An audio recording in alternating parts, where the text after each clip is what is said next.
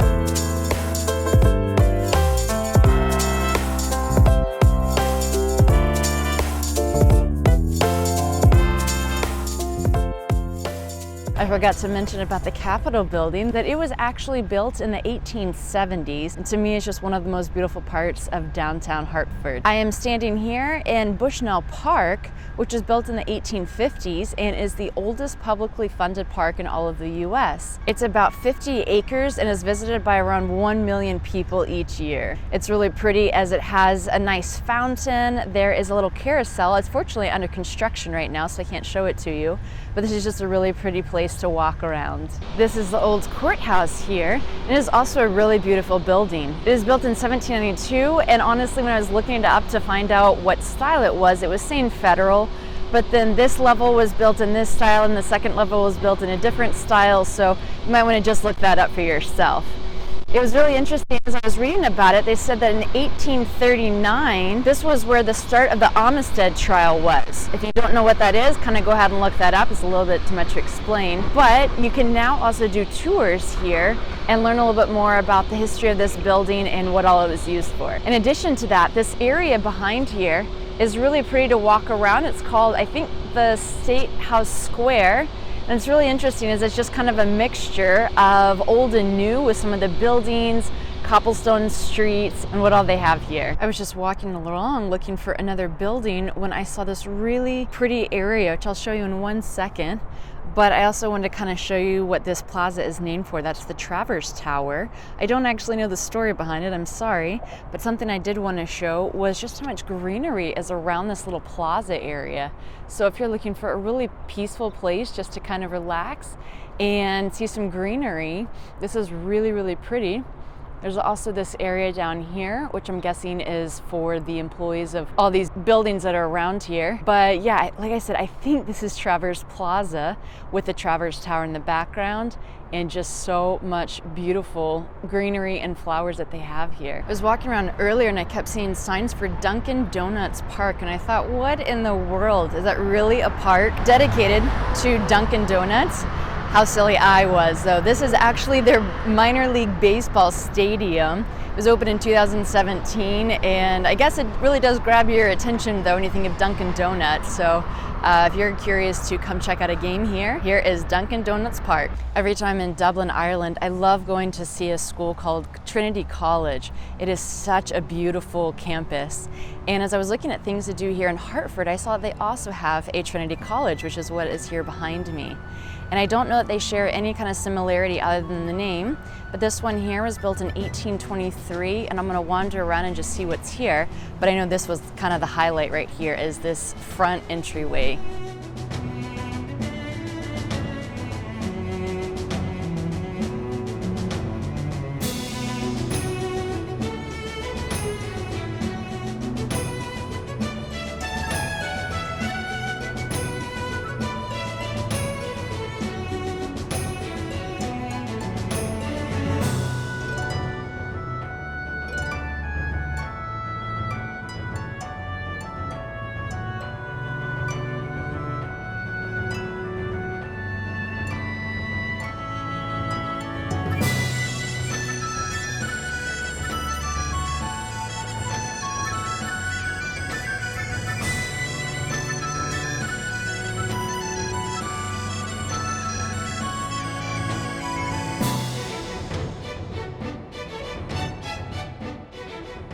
Right outside of downtown is the Riverwalk path, and I think there's a north side, which is the one I'm on, and then you cross over the river and then it goes on to the south side. There's one bridge that you can cross, which is Founder's Bridge, to kind of get another perspective or to get over to the south side.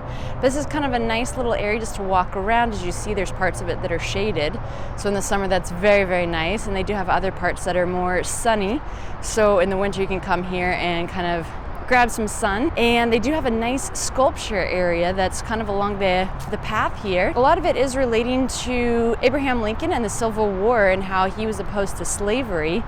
And so that's kind of interesting to see. But in general, if you get a chance to come down to the Riverwalk, you definitely should. So I'm in a place called the Harriet Beecher Stowe House.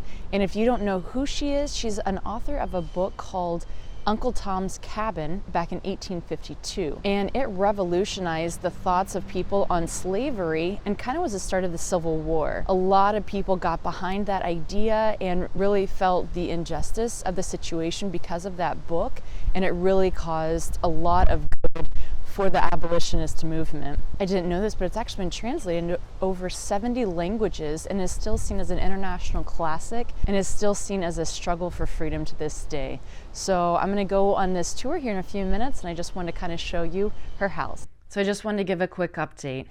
I was driving from Hartford, Connecticut to Newport, Rhode Island, which is about a 2 or so hour drive, when I noticed that my van was acting very strange. I was a little bit nervous about that though, because it was Saturday around 12 o'clock when most mechanic shops close, and it was a holiday weekend, so I knew that they probably couldn't do anything until at least Tuesday. But I went ahead and found a mechanic shop that was about a 2-minute drive away from where I pulled over, and they were able to let me know what was wrong and that was my transmission was at the end of its life. So I looked at possibly staying at a hotel room, and then I just realized that I had everything I needed in my van, and that would probably save $500 or $600 depending on how long it took to get that fixed. And because of that, the mechanic actually found this safe place for me to stay. They gave me an extension cord with a little heater, as it was really rainy and chilly all weekend, and they gave me a key to their outdoor bathroom that I would have access to the whole time I was there.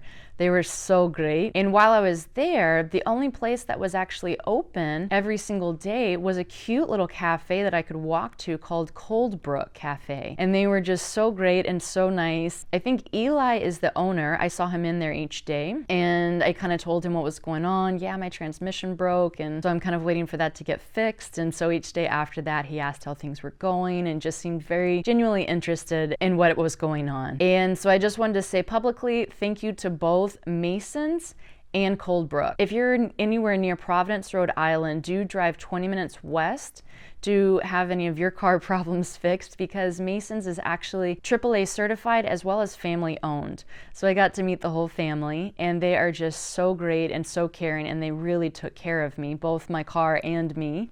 And then Coldbrook Cafe, they just were so wonderful and caring, so I had to say thank you to them as well. So as you see, I'm not in my van. I am actually in Ohio now. I made it here safely, and I'm staying at my friend Ruth's place right now. And she has let me do all the laundry I need, catch up on sleep, and this has just been so nice. Kind of have a little bit of sense of normalcy after that really strange week that I had. So anyway, I'm back on the road now, and I just want to kind of give you a quick update.